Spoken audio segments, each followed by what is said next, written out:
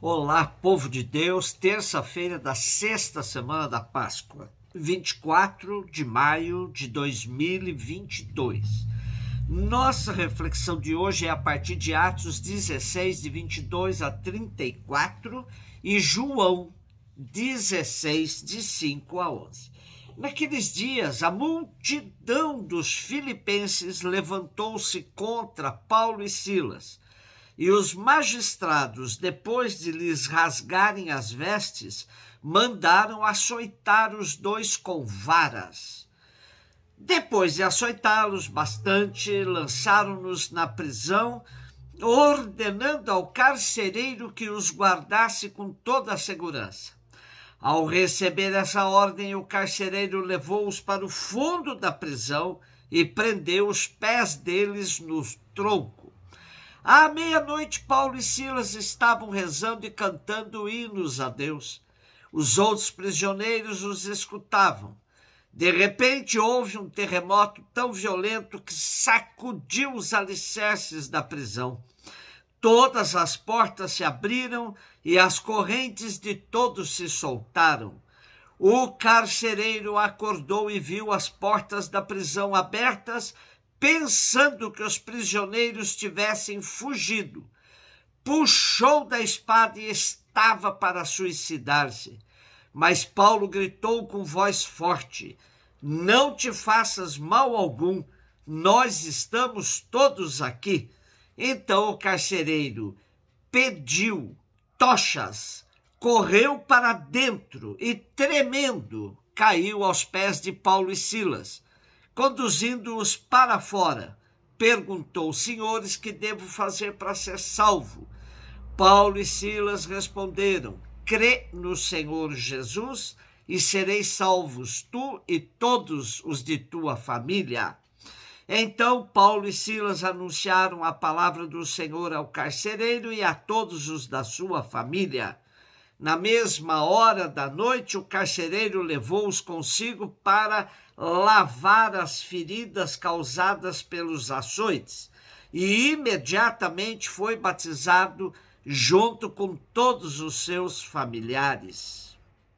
Depois fez Paulo e Silas subirem até sua casa, preparou-lhes um jantar e alegrou-se com todos os seus familiares por ter acreditado em Deus.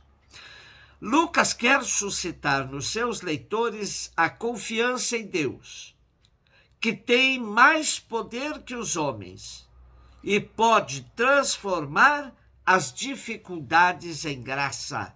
Por isso, romanceia muito seu relato. Paulo e Silas tinham expulsado o espírito pitônico de uma escrava bruxa. Os seus senhores, que assim viram desaparecer uma fonte de rendimento, arrastaram os missionários à presença dos magistrados e acusaram-nos de criar desordem na cidade, apregoando usos contrários aos dos romanos. Os magistrados, sem grandes investigações, mandaram açoitar os acusados e puseram-nos na prisão bem vigiados. Mais tarde, invocando a sua cidadania romana, Paulo irá protestar contra os abusos cometidos contra ele. Entretanto, dá-se a clamorosa conversão narrada no texto que hoje escutamos.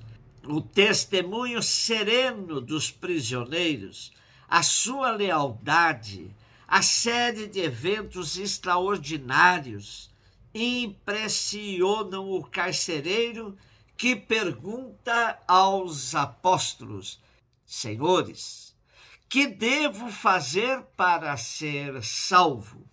A resposta é simples e direta: crê no Senhor Jesus. Assim, depois de Lídia, prosélita judaica, um funcionário romano entra a fazer parte da comunidade de Filipos, tão cara a Paulo. Impressiona-nos no relato a atitude banal e cruel dos magistrados que, sem comprovação alguma, manda açoitar Paulo e Silas e prendê-los. Eu vivo na periferia e comumente vejo atitudes violentas daqueles que deveriam zelar pela segurança do bairro. Primeiro batem, depois perguntam em plena rua sob o olhar de muitos assustados. Paulo e Silas mantiveram a serenidade, pois tinham convicção de suas ações serem corretas e justas. Lucas nos mostra que Deus intervém em favor dos seus. Outra vez temos o esquema de Lucas. O chefe da casa se converte e toda a sua família é batizada.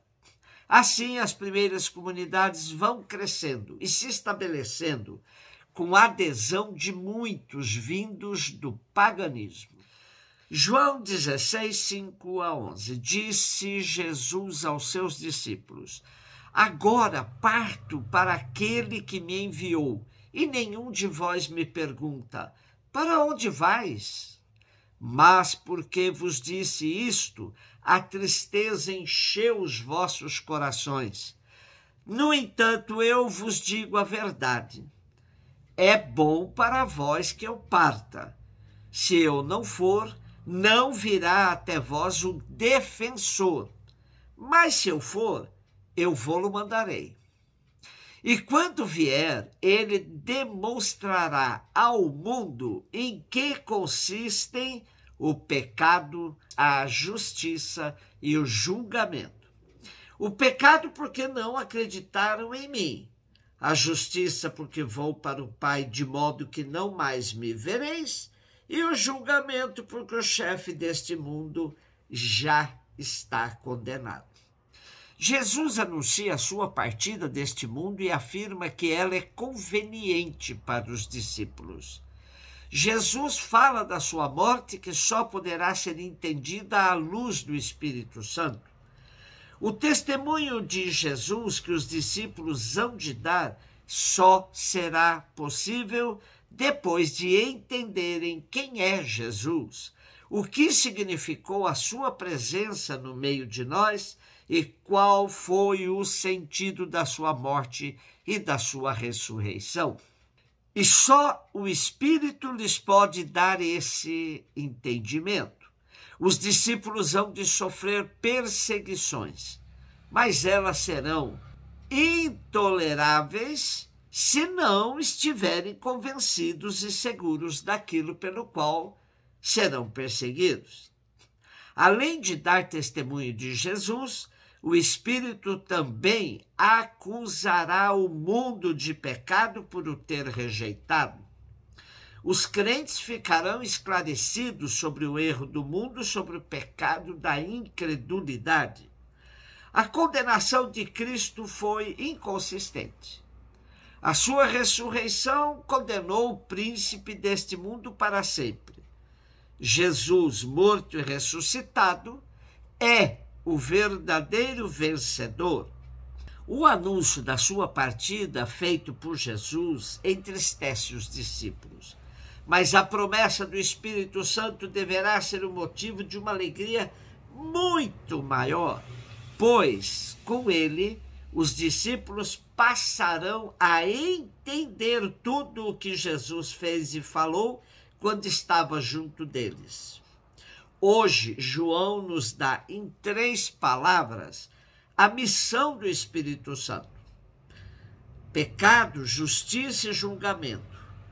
O pecado que o Espírito revela é a rejeição que muitos manifestaram em relação a Jesus.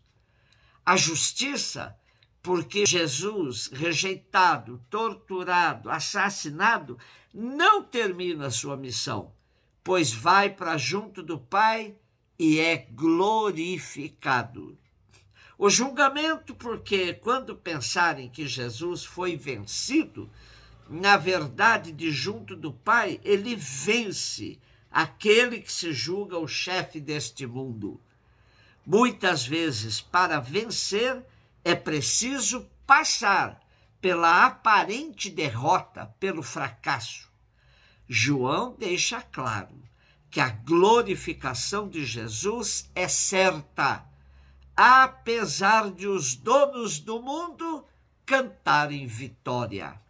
Um beijo no seu coração.